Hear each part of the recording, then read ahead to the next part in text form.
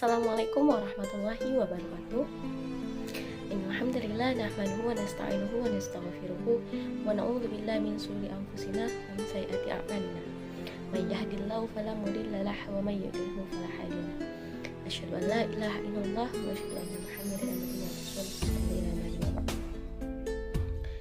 Pertama-tama marilah kita ucapkan puji dan syukur atas kehadirat Allah Subhanahu wa taala yang telah memberikan kita waktu dan kesempatan sehingga kita dapat mendengar sedikit ilmu yang akan saya berikan kepada hadirin dan hadirat semua. Sebelumnya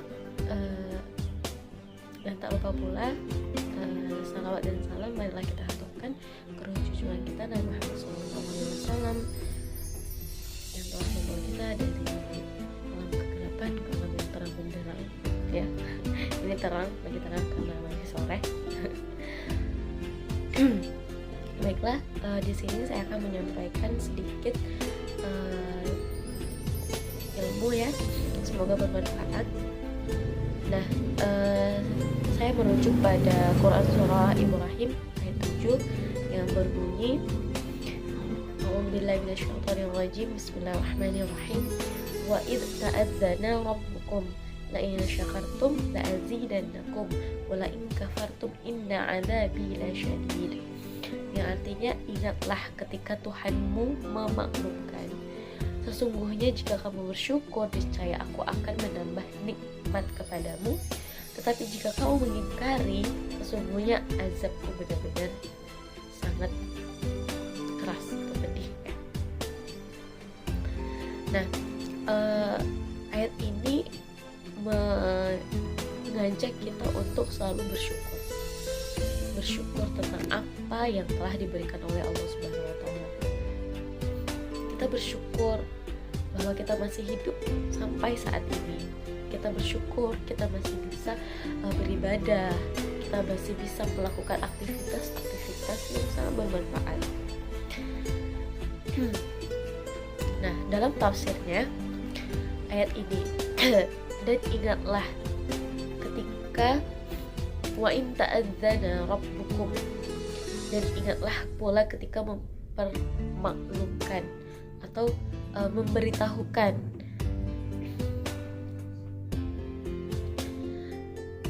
la in syakartum la azidannakum.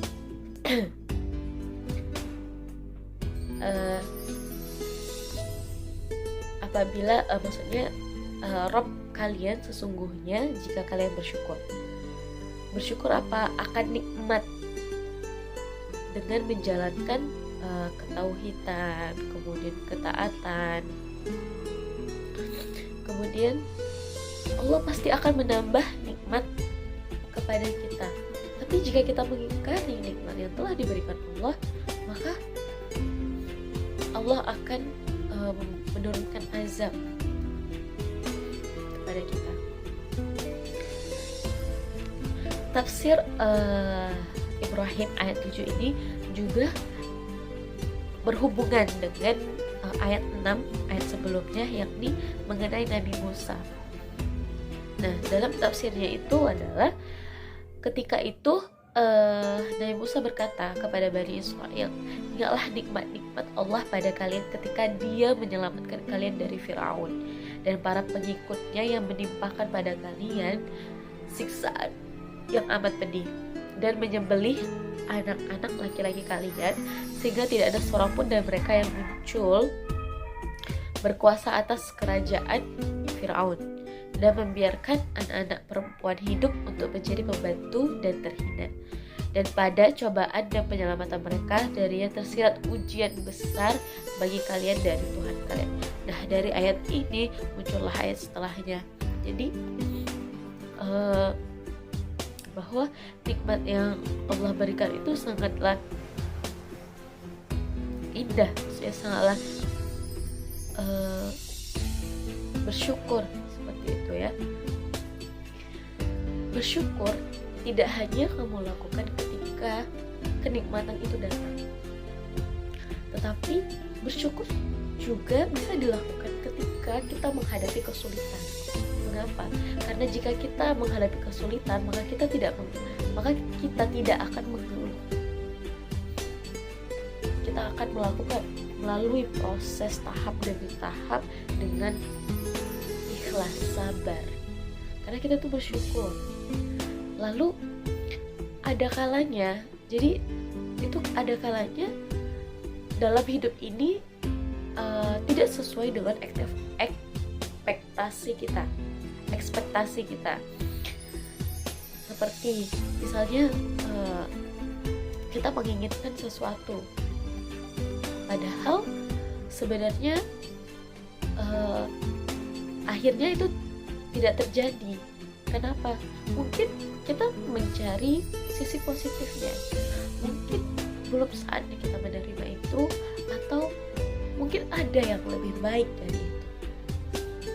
Maka jika kita berpikir seperti itu, maka kita lebih bersyukur dengan apa yang sudah diberikan oleh Allah kepada kita.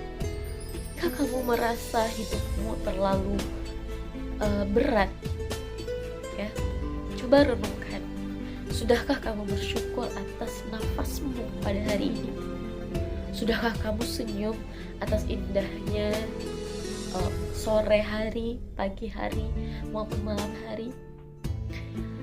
Kemudian apabila kamu juga ingin bersyukur, cobalah melihat ke bawah, melihat yang lebih dari kamu, melihat yang lebih susah dari kamu, maka kamu akan bersyukur. Lalu rasa syukur mengubah masalah yang kita hadapi itu menjadi hikmah yang bernilai tinggi. Benar, karena kita tidak mengeluh dan kita ikhlas menjalaninya. Rasa syukur juga membuat hidup kita lebih indah. Rasa syukur membuat hidup kita kita merasa cukup, ya. Apapun yang kita peroleh, kita merasa cukup. Ada orang di luar sana memperoleh yang lebih, tapi selalu merasa kurang. Tetapi sebagian orang juga dia memperoleh yang pas-pasan, tapi dia merasa cukup dengan itu karena dia bersyukur. Nah, rasa syukur juga membuat hati kita lebih damai. Kenapa? Kita tidak iri terhadap orang karena kita bersyukur. Kemudian rasa syukur juga membuat masa lalu menjadi kenangan, masa depan menjadi harapan. Kenapa? Karena kita merasa bahwa yang dulu tetaplah menjadi suatu pelajaran dan kita bisa mengubahnya untuk masa depan. Nah, untuk yang terakhir ada satu kata dari Buya Hamka, yakni syukur dan sabar itu seperti sayap. Sebelah kanan itu adalah syukur, sebelah kiri itu adalah sabar. Jika patah salah satunya, maka jatuhlah kita. Mungkin cukup sekian yang dapat saya sampaikan. Kurang dan lebihnya saya mohon maaf. Kepada Allah saya mohon ampun. Wassalamualaikum warahmatullahi wabarakatuh.